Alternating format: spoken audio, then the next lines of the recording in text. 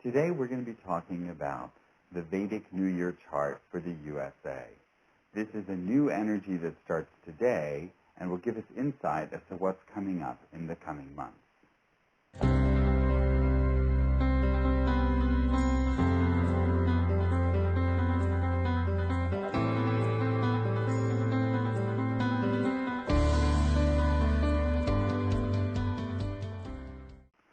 Hi, I'm Ramdas, Sinclair.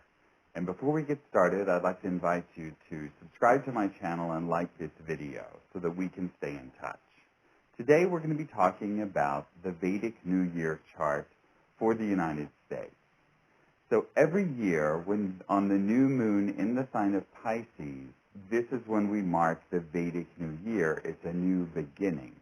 And in a way, if you think about it, the sun and moon are the two brightest objects in the sky. That's where all the light comes from.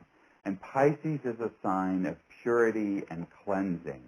So when all those three elements combine, it's a chance to wash out all the old energy of last year, to look at the new energy that's emerging and see how the countries are going to react. This is the traditional chart that's now used for each country.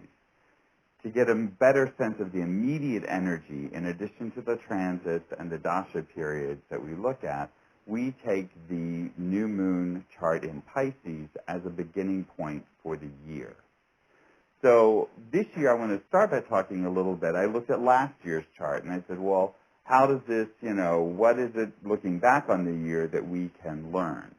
So last year, from April of last year up until today, March 24th, the country was under the rulership of the sign of Aquarius. Now, Aquarius is the most fixed sign of the zodiac. It is not interested in change. It wants to hold things just the way they are. And this is demonstrated by the fact that this is the fixed sign of the air element. So Aquarius is strong enough to stop the air from flowing. So what this has given us is a year pretty much of gridlock. Things have not moved. Things have not really changed. Things are continuing to follow the same routine. And so this is where we're coming into this current moment. We look at last year. Aquarius is ruled by the planet Saturn, and Saturn is about hard work. And Saturn wants people to pay back all of their karma and, really try to make progress. In the Aquarian sign, it's about dealing with the masses, not dealing so much with individuals. So that was the energy of last year. Because Saturn is the ruler of the chart, I went back and looked to see when Saturn was activated by the dasha period. And in fact, Saturn came on January 20th of this year. And the first coronavirus case in the U.S. was also reported on January 21st. So we see that the major lesson of last year, which came right at the end of the year, was the coronavirus landing in the United States, as it came on the day or right before it's first reported, the day after the Saturn period activated in the chart. Secondly, we look at the financial crisis that we're in that's related to coronavirus. And that occurred when Saturn was ruling and the Bhukti of Mars, which causes unexpected accidents, injuries, crises, things like that. It came on the day that Saturn-Mars started was the day the stock market dropped over 2,000 points. So we can see that this chart is really working in the last year's events. Now, this is where we start to understand what is the energy of the current chart, and through that understanding, we'll know how to move through the year and use the energy most positively. The good news is that we're moving out of Aquarius and into the sign of Capricorn. So this year, I drew up the chart for Washington, D.C. on March 24th, 2020 at 5:29.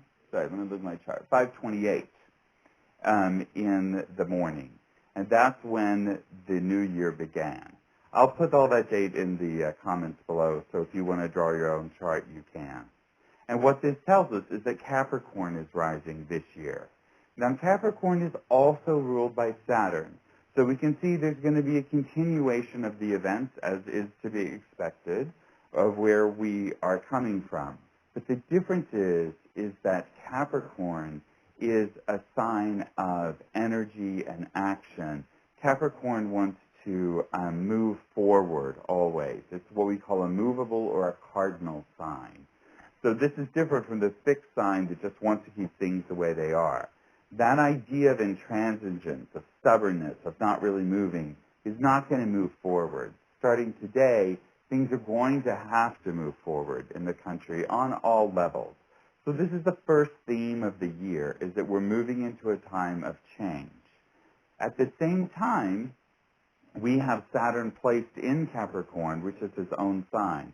And this just adds more strength and more push to the idea that we have to move forward. The third element also in Capricorn rising is Mars is there. And Mars is exalted. He's in his strongest sign. And Mars is in fact the planet of action and energy and new ideas. And to make it even stronger, Mars forms a particular yoga which is active in our chart because it's in an angle of the chart in which we get even more emphasis on movement, on growth, on innovation, on technology, on really facing up to our problems and not just avoiding them, but solving them in the correct way. So this is the major energy signature that you see coming across as we just look at the top line of the chart. So the thing I want to mention is that the way the planets and the way astrology works is these new movements come in, like the energy field shifts, and it offers a range of possibilities.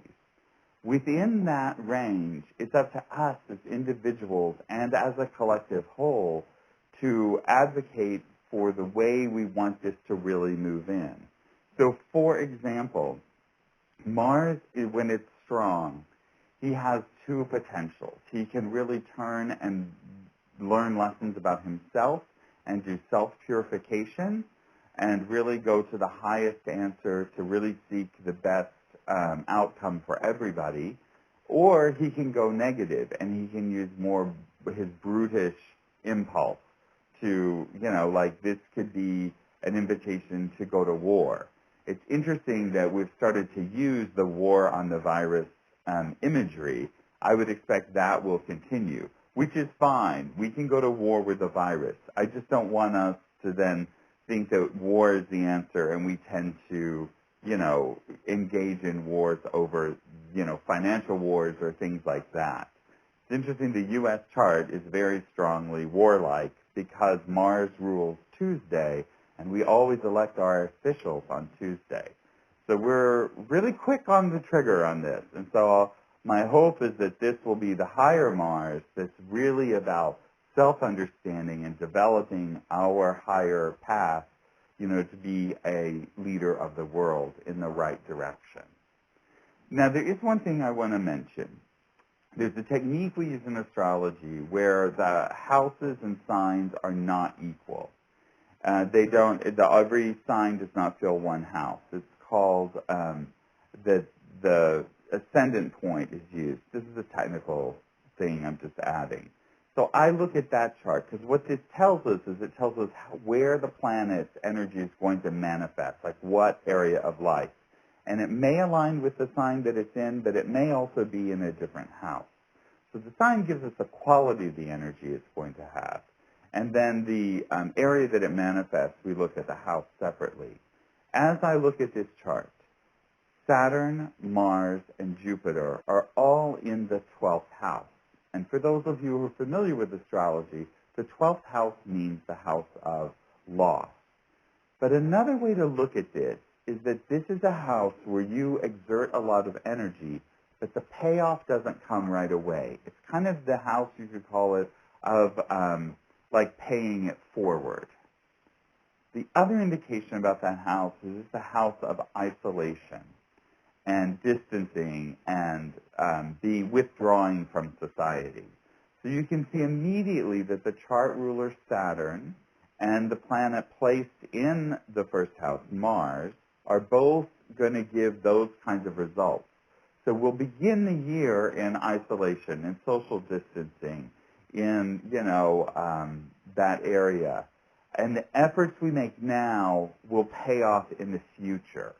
And this could also apply to the stock market because Mars rules the 11th house of gains. So we may go through a dip. Ultimately, it will come back with the right actions. But initially, this may go on for a while. I also note that Jupiter is in the 12th house. And the birth chart of the United States is ruled by the sign Sagittarius, whose ruler is Jupiter. So the fact that the annual chart, the planet in the chart, and Jupiter, our natural birth chart ruler of the United States, are all placed in that 12th house, makes me think that this is going to be going on for a while, that we will indeed experience loss in this time. But if we make the correct investments, if we learn the lessons that are coming up, there's a potential for it to pay off in the future quite well. So I wanted to share this kind of general overlook of the chart with you. Now let's go through each of the dasha periods. Normally the dasha period takes 120 years to manifest. That's for a person's lifetime. But for this chart, it's only good from the new moon in Pisces until the next new moon in Pisces, which is about a year in advance. So we've condensed the timing. And I just want to quickly go through to give you an idea of how, my first impression of how things are going to play out. I want to be really clear. This is an unprecedented time. And so it's important to look at the core elements. But how it's going to really manifest will be easier to understand as we move along through the year. And I'll continue to update you on those ideas. So we begin, first of all, the moon is the sign ruled by Saturn.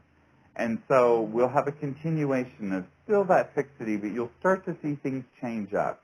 Listen closely to the leaders in the health industry and in our government. You'll start to see they're a little more flexible. You'll start to see that new ideas are actually starting to pay off a little bit more. That will go up until April 21st. On April 21st, Mercury takes over.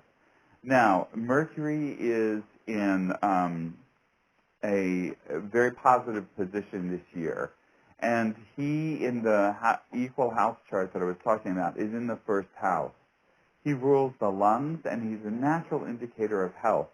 So I think that we will continue to have work on balancing this, the outbreak from April 21st until June 12th.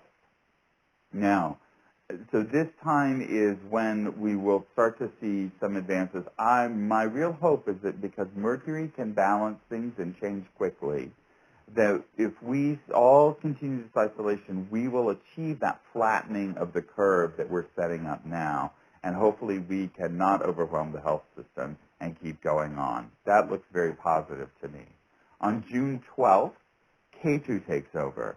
Now, if you've been watching the videos of any Vedic astrology, Ketu has to do with the virus. And Ketu is still in the house of Sagittarius, in the sign of Sagittarius. But in the house chart, he is in the 11th house of gains. And I think that the 11th house planets placed in the 11th house are quite well. And so this year, the Rahu Ketu that indicate the karma are about speculation and gains. I think we could see a stabilization of the market really through June 12th through July 3rd. On July 3rd, Venus takes over. Venus is also well placed this year and has a lot of support. He's in the house, the fourth house of what we call happiness and sukha. And so I think through July, this July through September, it could be that we're still having some isolations but less frequently. In September, we have two planets that take over, that activate. The first one is on the 2nd. Sun comes online, and then on September 21st, Moon comes online. So Sun is going to greatly reduce the potency of the virus. Sun is the natural disinfectant. He will be helping to control that. And Moon is very neutral. More importantly, on September 23rd, the nodes move into their next sign. They're really the causing, the source of this virus. And so I really do believe by September, things will be dropping dramatically. I think the vaccine may be out. We'll have treatments. We will be containing it. And it's very likely that that will be the end of this pandemic. And on October 21st, Mars takes control. And like I said, Mars is very strong this year. In fact, it's probably the strongest planet in the annual chart for the U.S. He's well positioned in the first house, and so he will be supporting many areas of life starting from October 21st forward. Now, this is the time of the election. So I do expect that this will play the results of this last several months will be a huge issue in the election. And it will be, there's also a change in the U.S. chart then. So it will be a pretty complex energy right around the election. We'll be talking about that more later in the year. Rahu comes in on November 11th, and Rahu's in the 5th house of gains and speculation. By here, I really feel strongly that the market will have recovered. Next January 5th of 2021, Jupiter comes online. So I talked a little bit about Saturn, Mars, and Jupiter being in that 12th house. So I think we'll start to see some results of our efforts from them in January and February of next year, because they are the ones that really, this is when the payoff will come. And so that's kind of a brief overview. We're going to be continuing to explore these throughout the year. I hope you'll keep watching. Thank you very much for joining me.